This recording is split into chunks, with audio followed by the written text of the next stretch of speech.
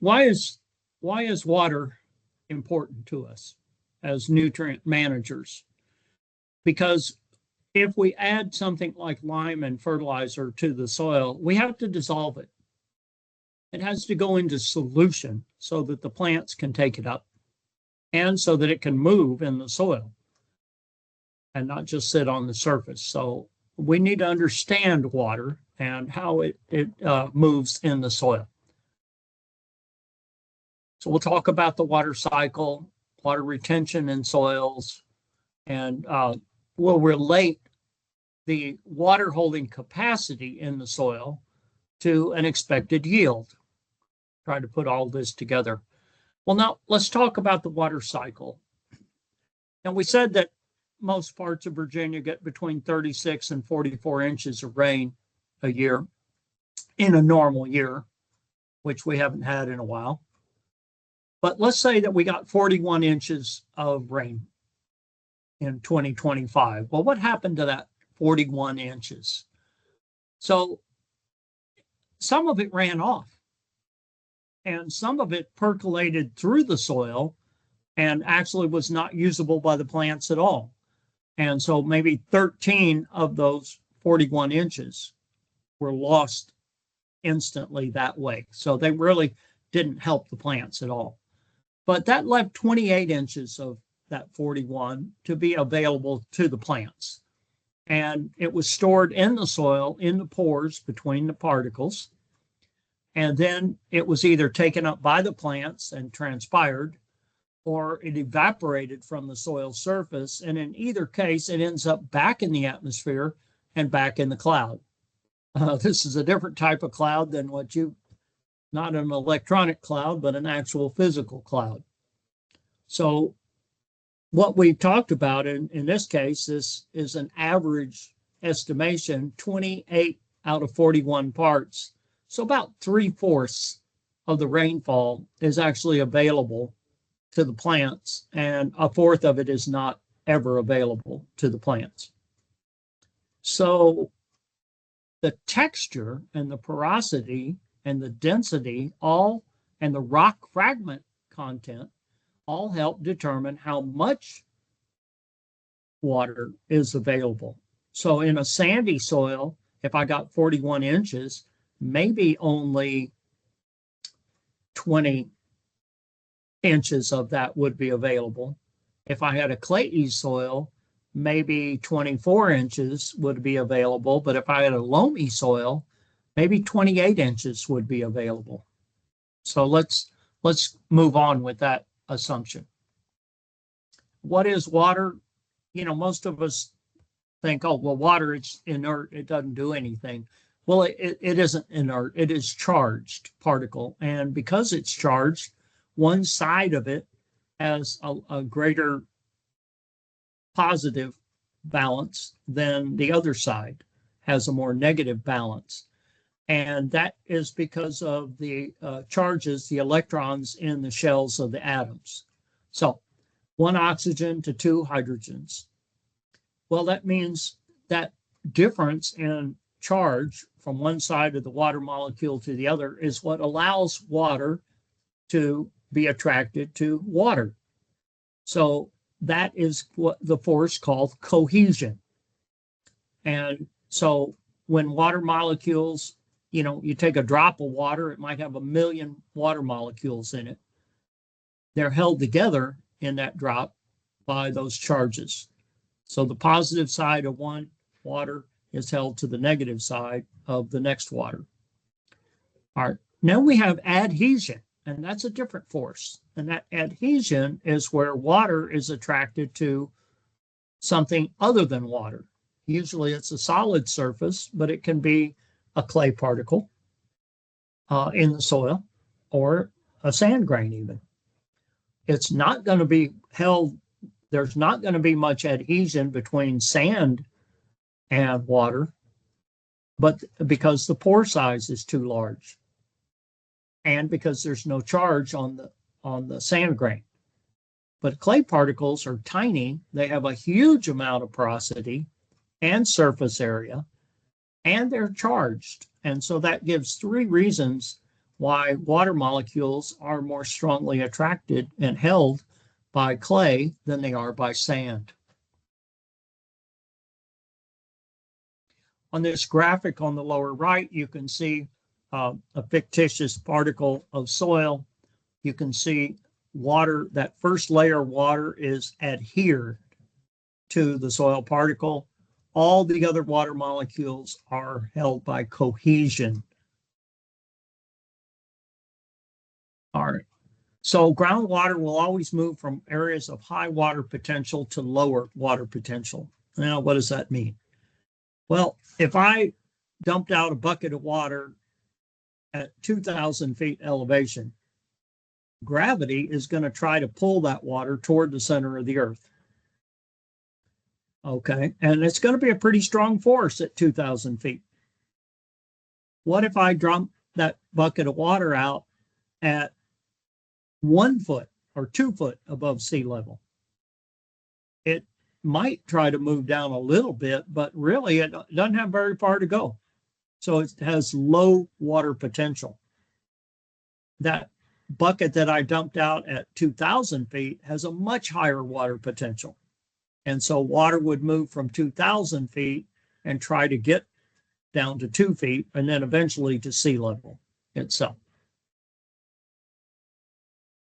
And water can move in multiple directions in the soil. It can move across the surface. It can move across a subsoil layer like a fragipan laterally. It can move up in the soil, and it can move down in the soil. Most of the time it moves down in the soil because gravity is a pretty strong force. But sometimes it rises in the soil. Okay. And water moves in between the soil particles, and that means through the macropores. So rainwater moving down through the soil fills the macropores first, and then it soaks into the micropores. And so that's why it takes a while for it to soak up into those clods. It fills the big cracks first. And how does structure play a part in this? Well, again, it's that arrangement of the pores. Are they everywhere throughout, like in granular, or are they restricted to mainly dominantly vertical in prismatic, or dominantly horizontal in platy, or a good mixture of horizontal and vertical in the blocky structures? So let's take a look at this graphic and assume we dumped the same amount of water on all three of these textures. So in something that's just loose sand, we're going to get all the water that we dump out is going to go right through, and it's going to go through really fast. If we have blocky structure, we get a moderate amount that moves through the soil, and we have a moderate rate. But if we have platy structure, we get very little water that moves through the soil, and it moves through very slowly. So all of these things, you can look at the other relationships here as well. That's how soil structure and the connection of those pores makes a big difference in the soil. Now, we talk about the water holding capacity of the soil. So what is happening now? We get a big heavy rain. I got one at my house on Saturday. Probably got 1.5 inches of rain. And it came pretty fast. And so water was flowing over the surface in my backyard. I have a little drainage way back there, and water was flowing. So most of the water that didn't run off is going to soak into the soil. And it doesn't take very long at all for gravity to pull water out of those macropores down. And so after about a day after a rain, we reach a more steady state of moisture in the soil. And that's called field capacity. That's the amount that stays in the soil after gravity has removed the easily removed water. Well, then plants have some time to start taking it up and transpiring it. And so after, I don't know how long, depends on how much more rain you get, uh, eventually the soil gets real dry. And if it doesn't rain and the plants keep transpiring, eventually they get to where they can't pull any more water out of the soil. That's called the permanent wilting point. And so that's, you might say, is the minimum amount of water that the soil will hold. So the amount of water held at field capacity minus the amount of water held at wilting point is called the available water. Now, I'm not saying that plants don't take up water in that first 24 hours after the rain and transpire it. They do. They definitely do. But for simplicity, that's kind of how this was developed years ago. All right. And then if we fill all the pores with water, like we do right after a heavy rain, that's called saturation. That means all the pores, all the gaps between the grains are full. When we get to field capacity, some of those pores have been drained out, like the center of the graphic. And when we get to wilting point, that means most of the macropores are empty, and there's just little films of water in places around some of the soil particles.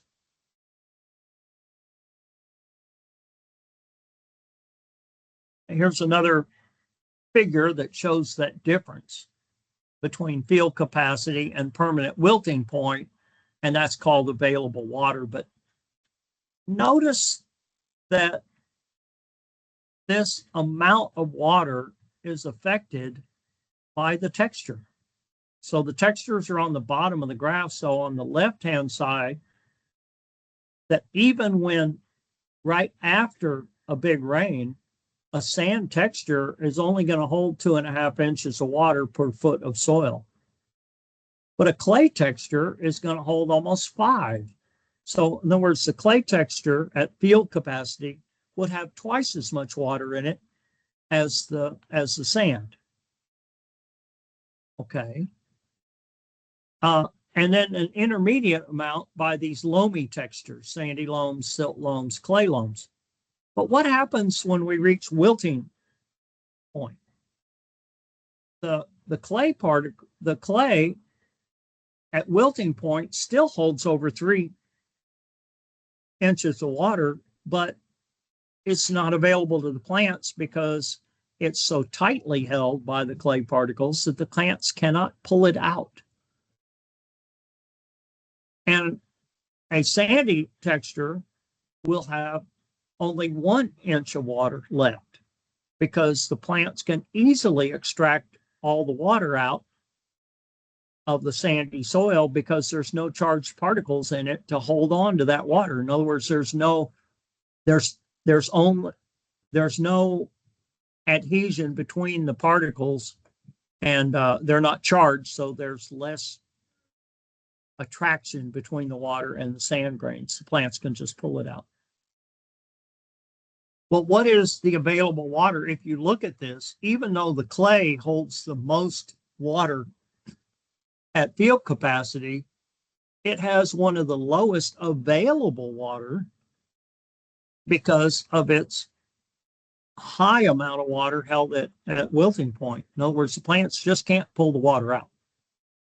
So the greatest amount of available water is the difference between field capacity and permanent wilting. And those are those loamy textures, not the sands and not the clays. So soil physicists have sat in the lab and developed numbers that relate the amount of water per inch of soil. So this is a little bit different than the numbers on the previous slide, but it's the relationship between them that you want to pay attention to. So looking at a sand, it only holds 0.04 inches of water available. The clay, 0.1. But look at these loams and silt loams. They hold easily twice as much water as the clay does, and uh, 4 times, 5 times as much water as the sand does. Well, what is values then? You're going to hear that word a lot. It's used in your nutrient management planning, and it was a system to relate the amount of available water in a soil to the yield, the expected potential yield. Now, there's other variables in there, right? The fertility is a big variable. But let's say when we're trying to notice what is the ability of the soil to produce if it has proper fertility and pH. And that's called values. So here's a picture of a sisal soil. It's sandy loam at the surface and clay at the bottom. It's well drained.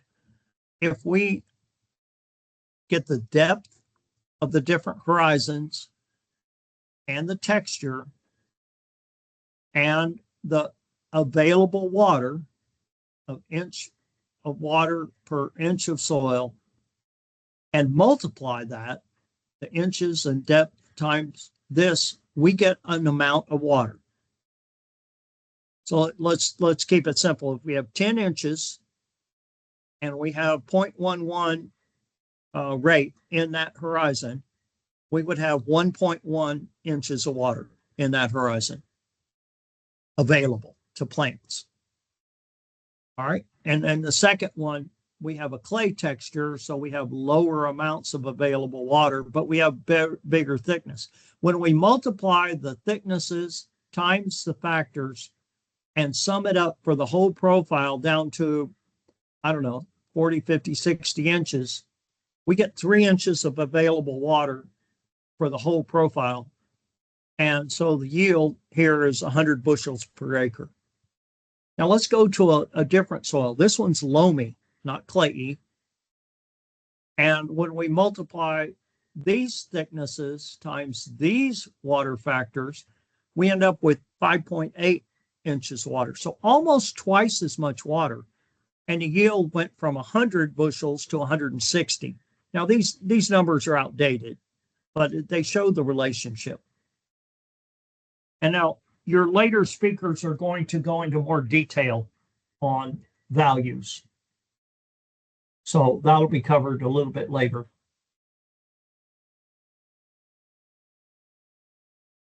So we talked about the physical side. We talked about water. We talked about available, how much of that water is available and how that affects yield, potential yield. Like I said, assuming that you have perfect fertility and perfect pH. Now let's talk about that pH and fertility and how is that looked upon as a variable in the soils.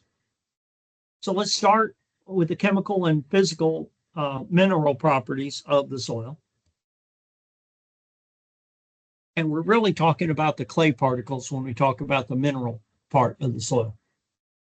The chemistry involves all sand, silt, and clay. So looking at nutrients, we have essential nutrients and then we have other micronutrients that are important, but they're not needed in large quantities. But those macronutrients are needed in large quantities. So we can look at this cartoon and you can see all the symbols on the periodic table, abbreviations for different elements. Let's talk about them a little bit more closely. We'll talk about ions and compounds. We'll talk about buffering capacity, fertility, phase saturation, all the terms you need to know so you can understand the following lectures. So where do mineral ions come from? In other words, where does a single sodium ion come from? Well, it can come from fertilizer. It can come by being released from the rocks as they dissolve. It can come from organic material. In other words, if it's a plant in a plant, the plant dies, the plant decomposes, then it can release that uh, mineral back into the soil. It can come from rising groundwater. It can come from rainfall. Yes, rain is not just pure water. It often forms around, drops form around a nucleus, and that can be a sulfur particle. Um, almost anything in the atmosphere can form the nucleus of a raindrop. And it can blow in on the dust. We don't think about dust much here in Virginia, but if you lived in Nebraska, you sure would. And then we get emissions from things like power plants and cars and whatnot. Okay, so ions. We have two words that have kind of come down to us from over the centuries, and they're not real intuitive, but cations are the ones that are positively charged. That means there's, let's see, fewer electrons in the outer shell of the atom. So it gives it more of a positive charge. Those are called cations. You might hear the term base cations, means the same thing. Also, the ones that have a net negative charge are the ones that have more electrons in the shell, and those are called anions. All right. If our clay particle, drawn in the cartoon here, has parts of it that have a negative charge, clays are never neutral. They're always either positive or negative. And there are parts of the clay particle that have negative charges. So something that has a negative charge is going to attract a positively charged ion. And it's going to hold on to it for a little bit. And then something with a positive charge is going to hold on to a negatively charged ion, or that could also be a compound. So in the case of phosphate, it always occurs in the soil as a compound, not as an individual ion. But things like potassium, that occurs as a single ion. Okay, so where do these things come from? Again, looking at a rock like granite, look at the different minerals in here. Aluminum, calcium, iron, magnesium, phosphorus, manganese, all kinds of elements are available. But as the soil weathers, some of those are released and become soluble and get washed out of the soil, and then you end up with a deficit. Or some are taken up by plants, and then when you harvest those plants, if you take them off site, then you create a deficit. So that's why we need to keep replenishing these things. All right, so silica dioxide, aluminum oxides, and iron oxides, they don't weather in this climate. Because they don't weather, they tend to stay behind when the more soluble materials like sodium and potassium are removed from the soil. So these things get more over time, increase over time. That's why the soils get redder over time. Okay, so if you take a compound, if you take a mineral, it's going to have 1 million compounds in it. Throw that mineral into some water, and what happens? It dissolves. Okay, and then that means it separates into its component parts. And ions always try to balance themselves. So if you have a big cluster of potassium ions in one spot and you have no potassium ions next door, some of those potassium ions will migrate over to try to equal out the distribution. That's called diffusion. And it's a major way that elements move around in the soil. All right, so let's throw one crystal of salt. This little, in the left-hand side, it's the green and purple. And the purple is the sodium, and the green is the chloride. So sodium chloride, table salt. So we throw a grain of table salt in our, I don't know, soup, and it starts to dissolve. And so that means that some of the chlorides break off, and then that causes the crystal to be unstable. So then eventually the whole crystal dissolves. And so you end up with single ions of chlorine and sodium floating around in the soup. Okay. Now, how does that relate to the soil and uptake by plants, storage of those nutrients before they can be taken up by plants? Well, if we look in here to the left, it's a picture of a stack of clay particles on top of each other, because clay particles are like little plates, like little flakes of glitter, and they stick together. And in between some of those layers, you can get some ions. And on the edges of those layers, you can get ions. Now, this is 2-to-1 clay here. We'll talk about differences later. 1-to-1 doesn't act this way. And so then if we start at number 1 and we have a particular ion, let's say it's aluminum, and it's attached to the edge of the clay particle.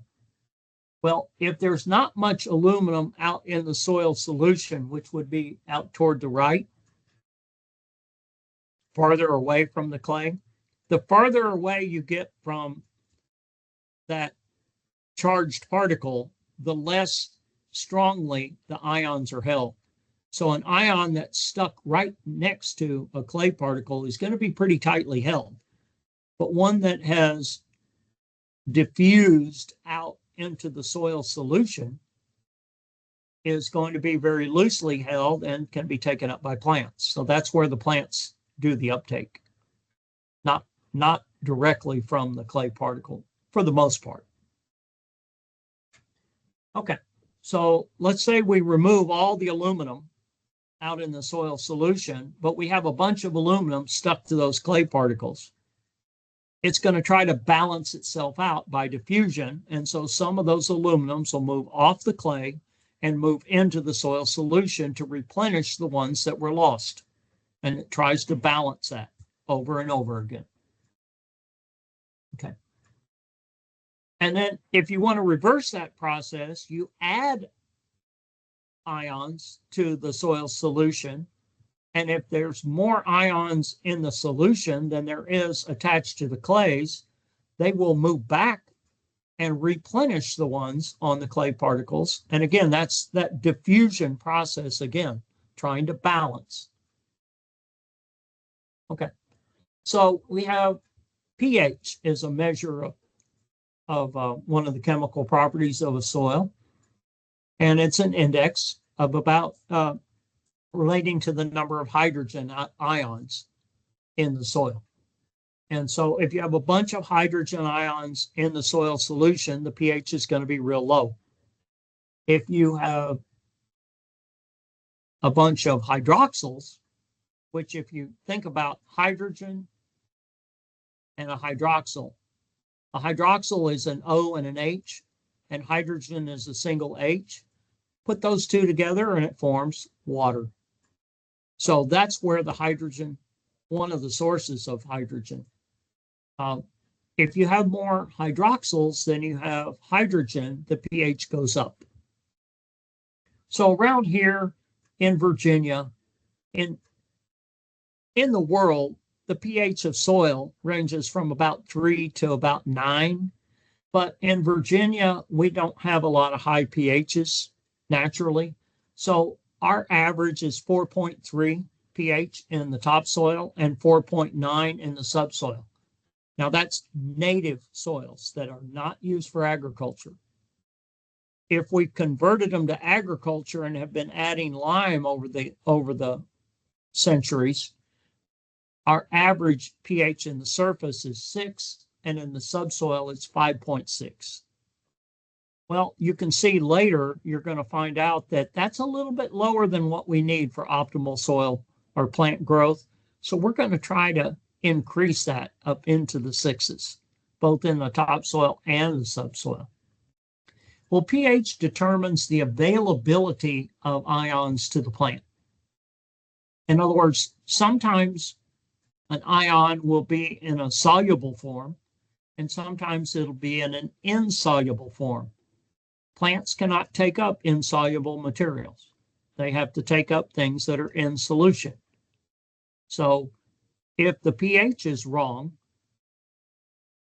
it could make a nutrient unavailable or less available. If the pH is correct, it makes it more available, more soluble, and available for uptake by the plant. So let's take a look at that. And this is a little bit more about the pH scale. You know, drain cleaner is pH 14 and battery acid is pH 0. And most of our soils, like I said, in Virginia, the native ones are down here around where this grapefruit juice is. And most of our other soils are in the milk and coffee range. Good information, huh? Okay. So what affects the pH of the soil? Well, the parent material. Was it high pH to start with, or was it low pH? Remember, some of those rocks are acid, some are alkaline to begin with. Yeah. And alkaline is the opposite of acidic. So low pHs are acid, high pHs, meaning higher than 7, are alkaline. Okay. In the soil, the pH continuously drops over time, and that's because soils increase in hydrogen content over time. And they increase in aluminum content. And those things affect the pH, hydrogen directly. So what else affects pH? Well, if you add a lot of organic acids to the soil, it lowers the pH. Some types of fertilizers lower the pH. If they have sulfate in them, like ammonium sulfate, you end up dropping the soil pH. The amount of leaching. So soils that are older and have had a lot of losses through the bottom of the profile by water moving through and taking nutrients with it, they eventually run out of money in the bank. And the soil is like a bank. And the more nutrients you have, the more money you have. Okay. So we talked about acid soils and alkaline soils. Neutral soils are right around 7. We don't have much of that in Virginia unless you add lime. And, you know, acid rain causes soils to get acidic. So we can either add things that increase the amount of hydrogen, or we can remove things that counteract the hydrogen content. So the removal comes from leaching and crop residue removal.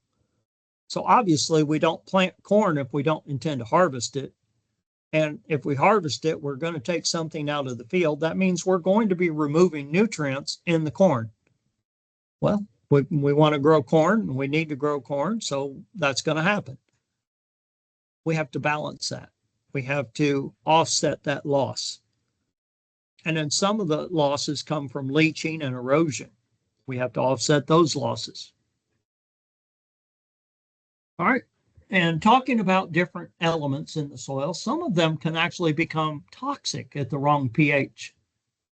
So pH not only affects the availability and solubility of ions, it can affect their toxicity. So hydrogen can actually become toxic to plants under pH of 4. Luckily, most of our pHs are above 4. Aluminum can become toxic at pHs below 4.5, and certain crop plants are very susceptible. So because most of our crop plants are introduced, they're not native plants. And so they might have started in an area, let's say, that had neutral pH soils. And so the plant genetics have it adapted to neutral soils.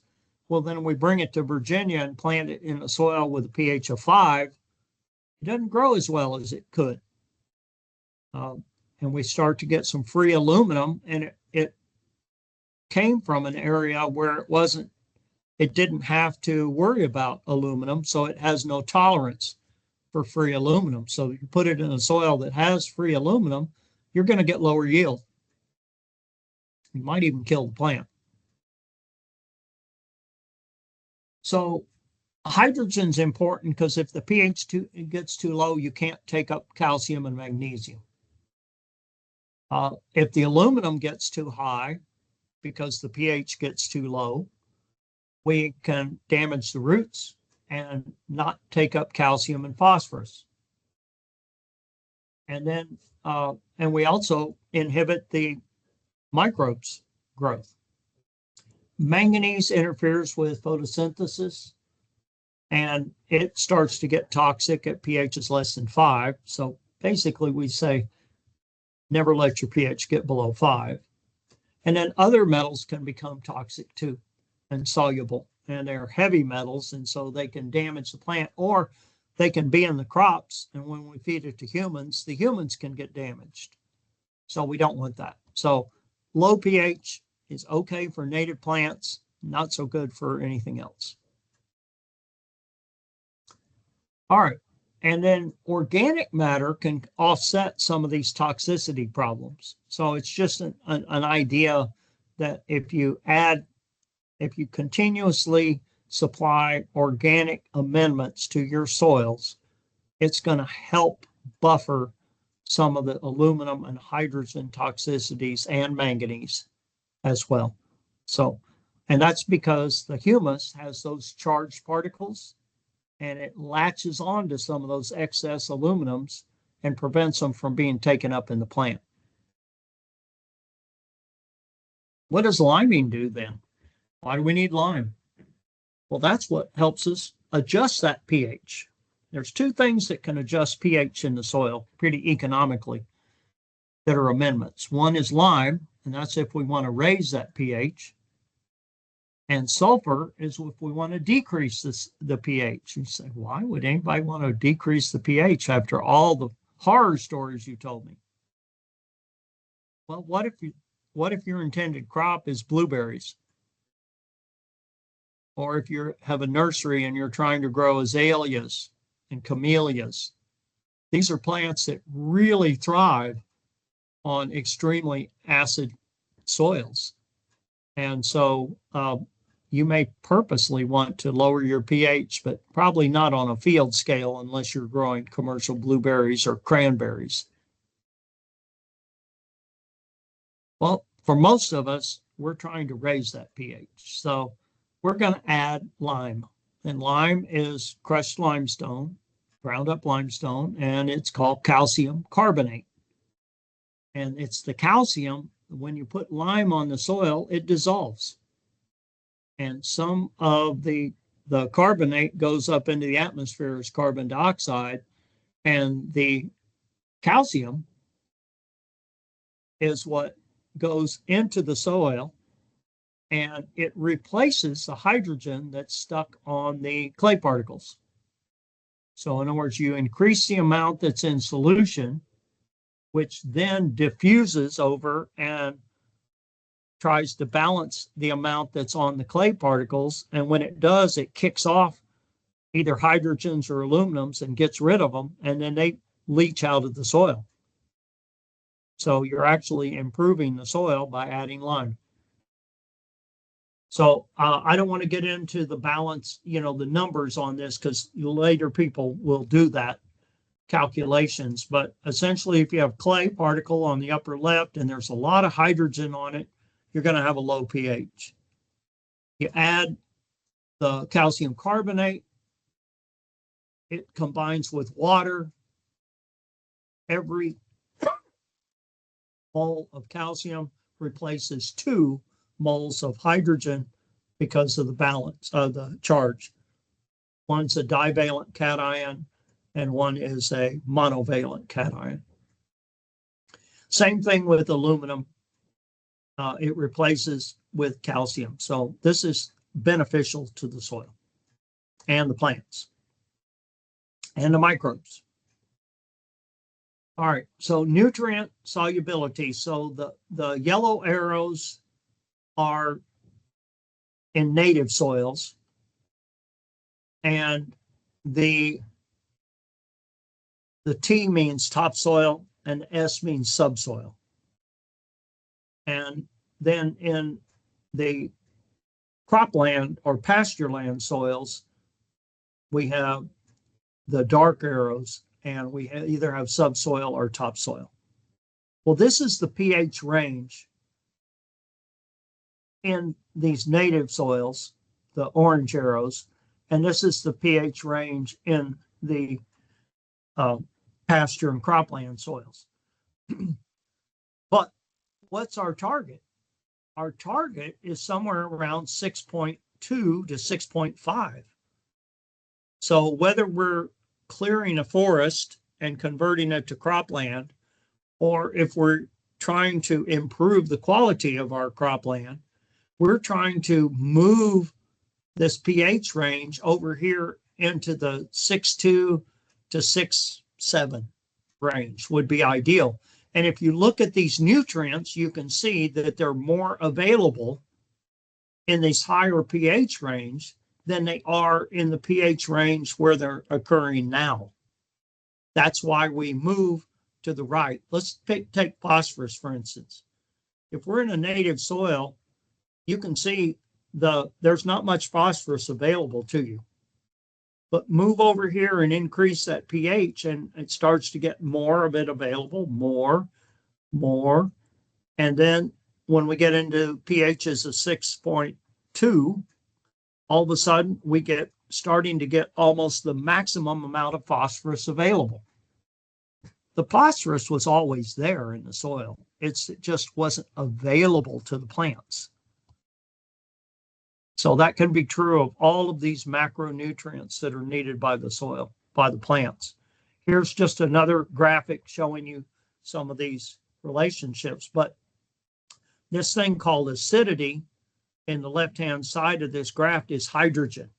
And because, like I said, hydrogen is toxic to the plants, and so is aluminum, then that's why we want to get out of these low pHs and get over to the area where those are not abundant so that we can avoid toxicity problems.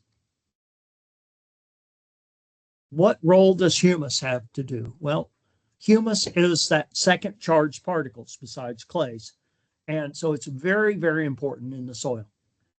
And so where does it come from? Well, we decompose plant parts and they combine into humus particles. Very complex particles, lots of positive sites, lots of negative sites. So that means they're going to hold on to cations and anions. And so they're a good reserve for fertility. Not quite as important as clays because there's just more clays in the soil than there is humus particles. But they form a very important role in holding on to nutrients and water. So adding organic amendments is a great way to increase the fertility, the soil structure, and the water holding capacity.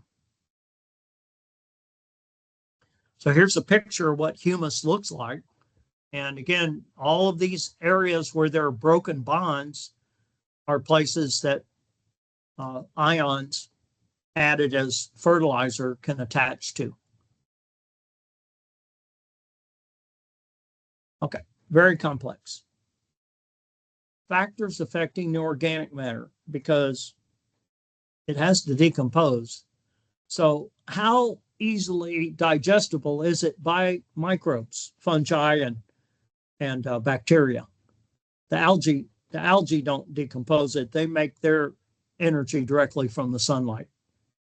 But the bacteria and the fungi and the archaea do decompose materials. And so something that's more easily broken down in the soil is going to be converted into humus much more rapidly than something that's hard to break down in the soil. And then the carbon to nitrogen ratio is important too, because microbes have a ratio of either 5-to-1 or 10-to-1. And so if you add something at a different ratio than that, it's hard for the microbes to break it down. Or they have to break it down multiple times before they can incorporate it into their own systems. So, and then oxygen is a big determinant on how easily things are broken down in the soil. So organic matter doesn't break down as readily in wet soils as it does in dry soils. Oh, that's why they're darker color, because they have more humus, because the humus doesn't break down as readily in those wet soils. All right, and then you can imagine that something that's real simple to break down, like a sugar. Sugar is just 2 or more carbons connected to each other. So those bonds are really weak, real easy for a microbe to break that bond and get the energy that's released when they break those bonds. But let's say it's cellulose, which makes up, like the leaf tissue, mainly cellulose. Well, get that leaf tissue, and it takes a more energy because the bonds are more complex and there are some ring structures in there, and it makes it harder. It takes more energy to break it down. And then what about lignin and phenols and things like that? Those are very complex, very strong bonds. Phenol rings, they require fungi to break those down. Those are heavy lifters. Those are the ones that form the woody material in a tree, or stems, or trunk, or corn cobs, or something like that. Harder to break down. Well, like I said, if the microbe body is 10-to-1 ratio, 10 carbon to every part of nitrogen, if you put something that's 1,000-to-1, it's going to have a hard time breaking that down. It's going to take some energy to break that down.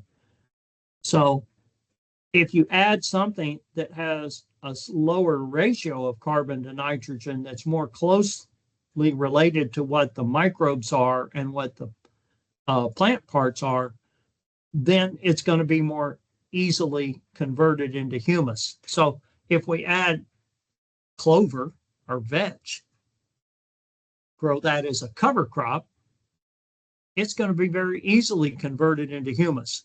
If we put something like wheat straw, it's going to be a lot harder to break that down.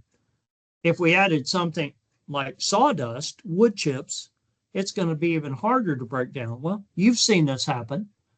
You have a garden at home and you put some colored wood chips around your trees. It looks pretty for a while, and boy, it lasts for years, and then it just disappears. Well, if you would add like clover around your trees, it might look pretty for a couple of days, and then that stuff's going to be decomposed real quickly because it has a lower carbon to nitrogen ratio. Okay.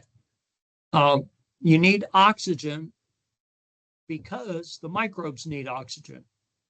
So fungi especially must have oxygen. There's only one fungi type that can survive without oxygen, and that's yeast. But all the others require oxygen. And like I said, fungi are the ones that break down the lignin. So the bacteria, though, most bacteria also require oxygen. So you're going to have faster processes and more efficient breakdown if you have oxygen in the soil. What does that mean?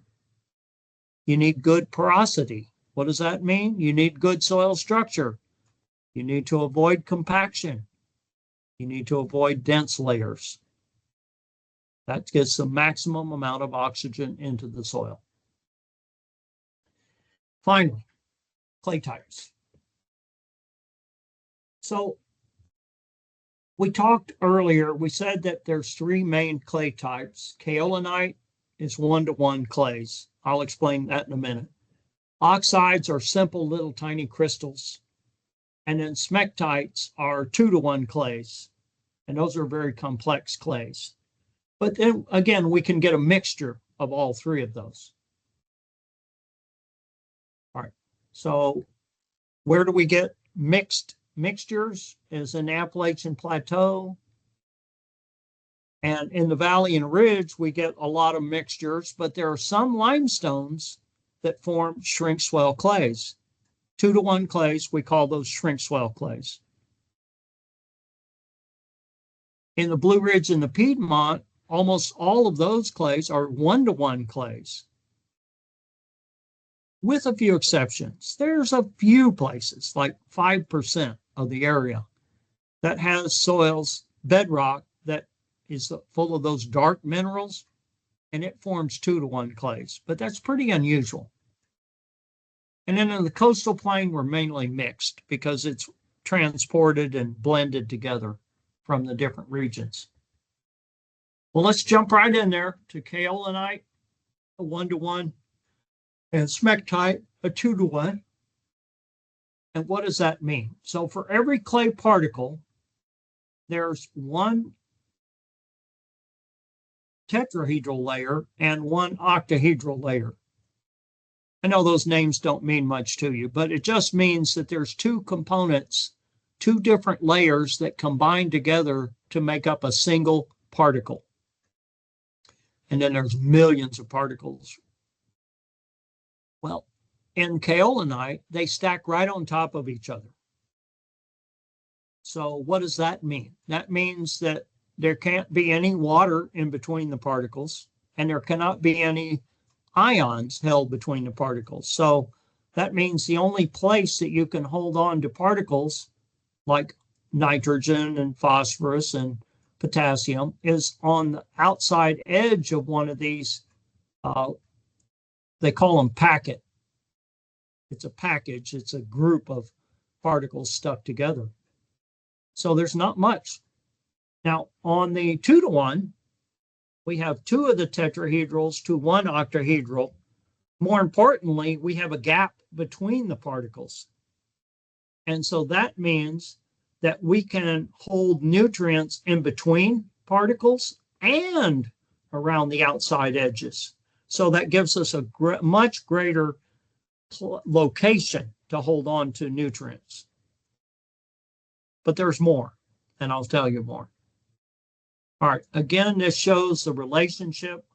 Nutrients are held in the bank in reserve next to these packets of clay particles. And then by diffusion, they move from the bank and move out into the soil solution, which is just that wet part of the soil between the particles. And that's where the plant roots take them up. And if you remove a magnesium from here, you have to pull a magnesium from the clay reserve and bring it back out to replace the one that had been taken up by the plant. Okay. In a 2-to-1 clay, you get a permanent charge. That means there's always a negative charge, net negative charge on the clay particle. Well, most of our plant nutrients, not all, but most of our plant nutrients are positively charged. So if we have a permanent negative charge on our clay, we're going to do a good job of holding on to those nutrients that are positively charged. And the edges of the clay will have some positive charges, so that'll hold on to the phosphates and some of the nitrates. Okay. But that charge is permanent. And it comes because there's some chemical substitution inside. Some part of the soil weathering process creates that negative charge. But with kaolinite, the 1-to-1 clay, there is no substitution. And so there is no permanent charge, or very, very low permanent charge. What does that mean? That means that it has fewer sites to hold on to those positively charged nutrients. And so the soil is less fertile. In other words, your bank, it's like comparing a large bank with a tiny piggy bank. Kaolinite is the piggy bank, and the large bank with 6 stories and 25 offices in it and a big vault. That's the 2-to-1 clay. Okay.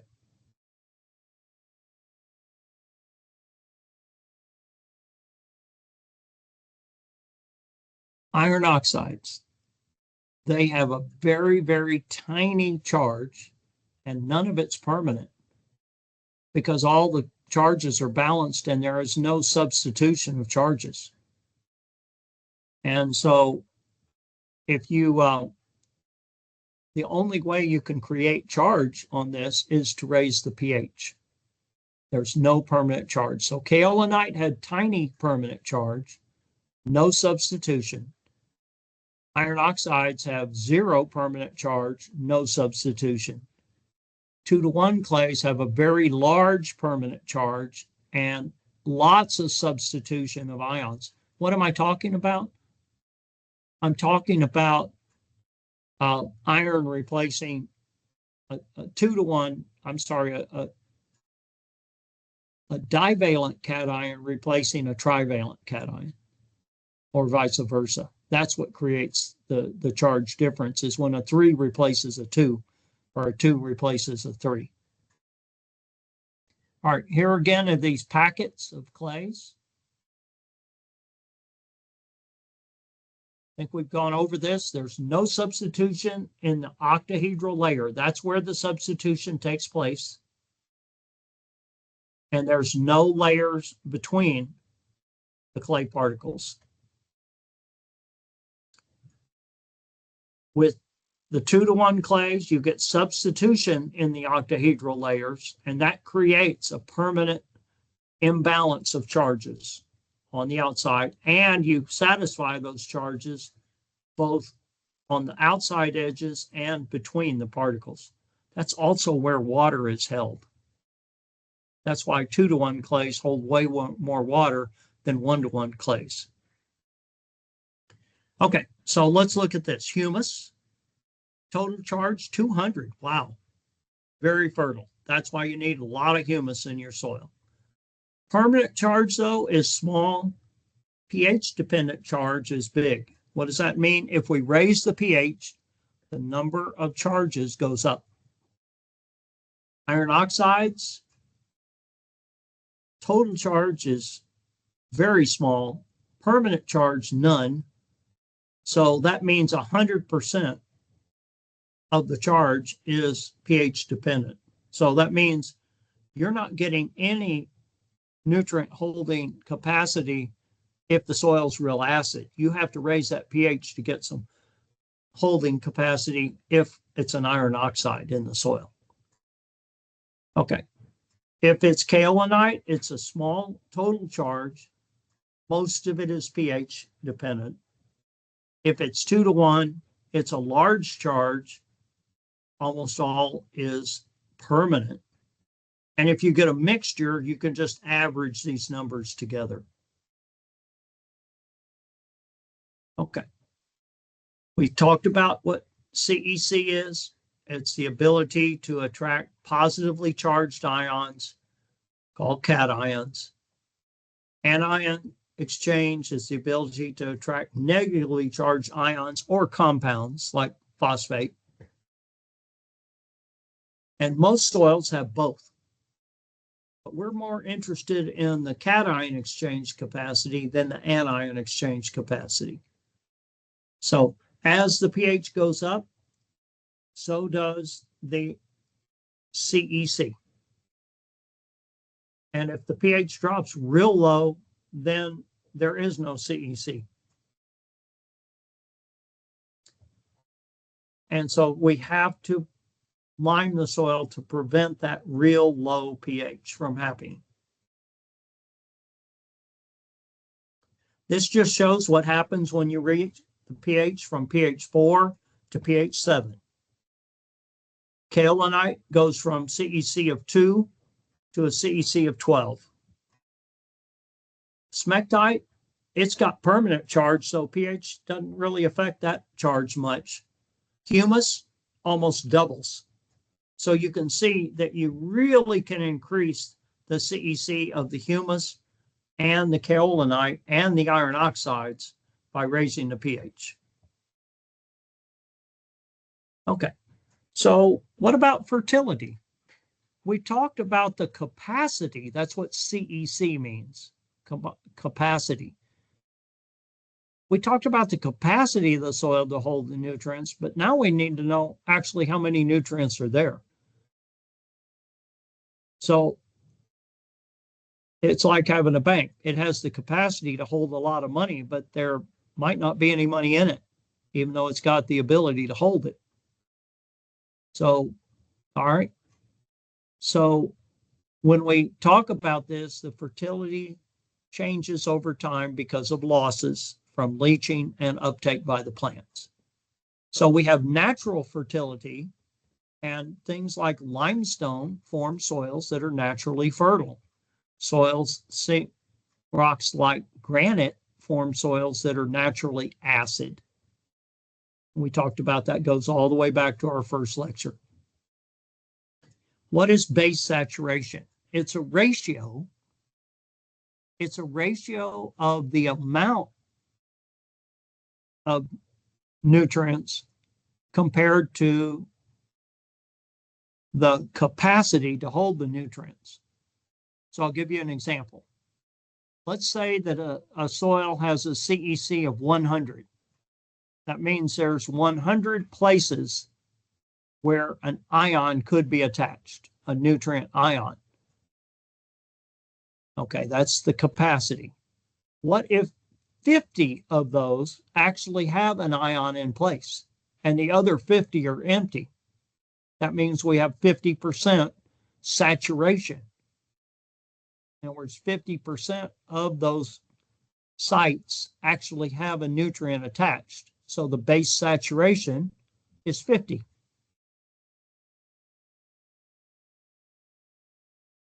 Okay. So again, soils become naturally infertile and naturally acid over time. To make up for that, we raise the pH and then we add nutrients, not the other way around. Okay.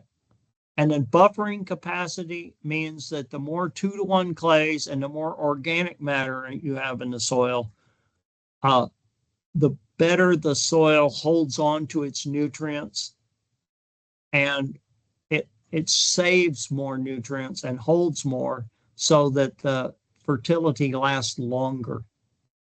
Soils that have low pH and low CEC, you have to add fertilizer more often, and you have to raise the pH more often. So buffering capacity is, if you have 2-to-1 clays, a lot of humus, you're going to have a strong buffering capacity. If you have kaolinites and iron oxides and low humus, you're not going to have much buffering, and the pH is going to fluctuate up and down pretty easy. Okay. I know that was complex, but it's what I would call the first time you're going to hear those terms, today and tomorrow. And then when your other instructors use those terms, you'll understand the basics of it, I hope.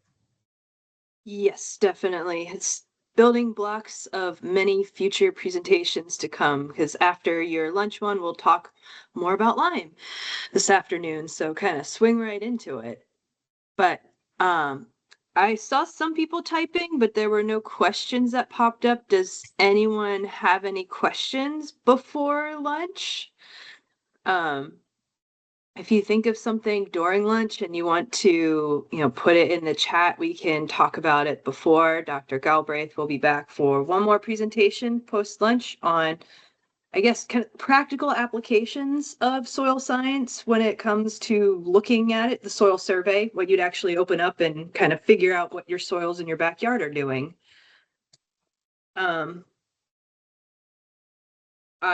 Yeah. So if no one has anything burning, I will leave the, oh, hang on. We have, can there be too many metals in the soil for plant productivity? Yes, depending on the metal.